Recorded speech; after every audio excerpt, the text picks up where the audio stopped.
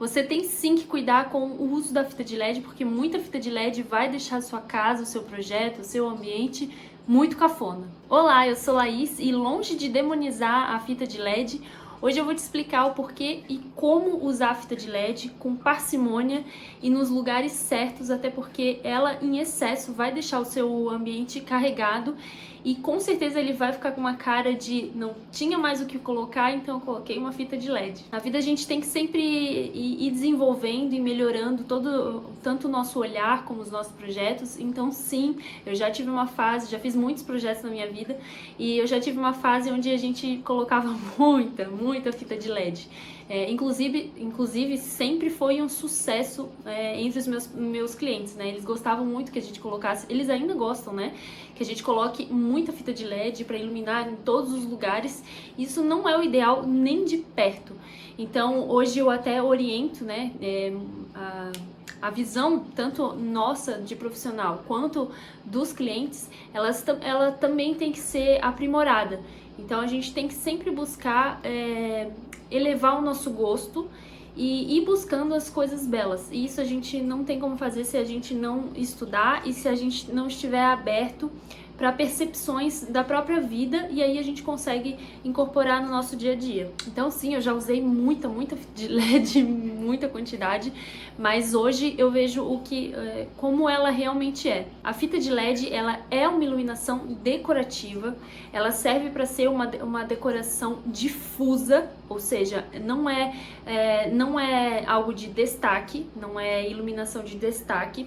Também ela não serve, né, normalmente como uma iluminação geral para iluminar uniformemente o ambiente. Ela serve para para dar um climinha, ou seja, criar um tipo de cenário, né? Num ambiente, para um ambiente ser legal, para um ambiente ser gostoso, a gente tem que criar alguns cenários e isso a gente faz com iluminação. Então a gente separa circuitos de iluminação e num deles a gente normalmente pode colocar uma fita de LED um pouquinho aqui, um pouquinho ali, em locais especiais e pensados, né? A fita de LED ela não pode de jeito nenhum ser um remendo de lugar, sabe? Faltou alguma coisa, então vou colocar um espelho ou uma fita de LED, porque é nítido quando isso acontece. Hoje em dia a gente bate não tem como tu não bater o olho num projeto e ver que, poxa, ali tava faltando alguma coisa, alguém enfiou uma fita de LED para não ficar nada. Então, dentre as iluminações decorativas, a gente tem as mais focais, as mais pontuais, e a gente tem também a fita de LED. Só que a gente tem inúmeras, principalmente quando a gente entra no quesito luminárias, a gente tem muita opção. Então não dá pra ficar preso só na fita de LED. Ela é legal? É, mas existem muitas alternativas que podem dar muito mais personalidade pro seu ambiente. Como, por exemplo, iluminar um corredor com balizadores no chão, quem sabe um ambiente, né, um ambiente mais central ali, um rack, uma mesinha com alguma arandela de parede bonitinha, que tem uma característica diferente, que dê um charme no projeto. Não só a fita de LED, que realmente a fita de LED ela fica com uma cara de não sabia o que colocar. Mas a primeira coisa que eu, hoje em dia, nos meus projetos, eu cuido muito para inserir uma fita de LED. A primeira coisa é que ela esteja 100% escondida. Eu sei que parece óbvio eu falando isso, mas não é. Então, a gente pode ver muitos projetos, principalmente corporativos, que a gente tá mais por aí, né, na vida. A gente passa nas lojas, passa em igrejas, passa em vários lugares e a gente vê esses locais com muita fita de LED e, infelizmente, muita fita de LED à mostra. Então, a fita de LED é legal, ela é bonita, mas a iluminação dela, não ela em si. Então, deixar aquela partezinha à mostra, onde parece os quadradinhos do LED, é muito feio.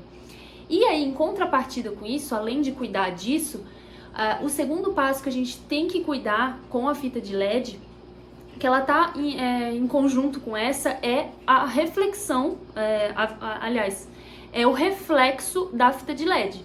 Não adianta nada você esconder na marcenaria e embaixo um piso horroroso, brilhoso, né? Um piso acetinado. Primeiro que piso acetinado, piso brilhoso, é muito feio, não coloque. Se você tiver a opção de não colocar, não coloque. E aí você bota embaixo, num detalhezinho de alguma coisa, não sei pra que você vai iluminar embaixo de alguma coisa, mas tudo bem. E aí reflete no piso, então você não vê aqui em cima, mas lá embaixo você vê todos os quadradinhos da fita de LED. É feio também. Ou até mesmo no espelho, né? Coloca de um ladinho aqui, aí do outro lado tem um espelho. Existem muitas situações, já vi muita, e fica feio, gente, quando a gente quer a sensação que a fita de LED traz, aquele aconchego, né? Aquela iluminação branda da fita de LED, não ela por si só, porque o LED em si, não só da fita, mas como de várias outras luminárias, é feinho aquela partezinha do quadradinho da fita de LED. Então tem que estar escondida. Então a gente usa a fita de LED em locais que a gente sabe que a gente quer iluminar, mas decorativamente, de forma linear. Podemos usar sim em gesso, com cuidado, com cautela. Se a gente for usar no gesso, a gente tem que cuidar em colocar em outros locais do próprio ambiente. E em bancadas também, eu gosto de bancadas de cozinha, que a gente tem que iluminar mais, né? E acaba a fita de LED assim, iluminando para baixo, escondida na marcenaria. Ela também fica uma iluminação linear bem boa pra gente trabalhar tanto em escritórios, né, home offices, quanto na própria cozinha. A fita de LED a gente tem dois tipos. A gente tem a de 12 volts ou a de 24 volts. A de 12 volts normalmente a gente usa na marcenaria.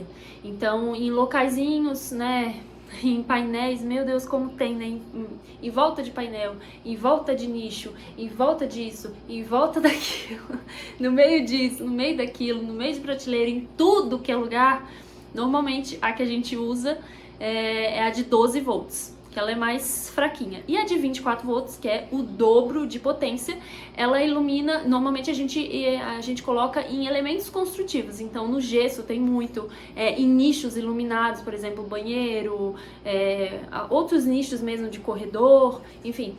Aí a gente usa de 24 volts. A gente tem que tomar um cuidado com a fita de LED, aonde a gente vai colocar, pensar nela, pensar no que ela vai refletir, onde ela vai estar refletida, e se não é demais, realmente é necessário, a gente tem que fazer esse planejamento antes, né, se não tem um projeto. E eu falo isso também para os colegas arquitetos, né, designers, também a gente pensar um pouco sobre isso, porque a iluminação principalmente a decorativa, ela não... a gente perdeu muito essa questão, e eu sei que é uma questão dos próprios usuários, dos próprios clientes. Eles já vêm com esse pedido, né? Eu não sei, as pessoas meio que têm medo de ficar no escuro. Só que pra gente apreciar uma boa iluminação, a gente tem que ter luz e sombra. A gente tem que ter a sombra em casa.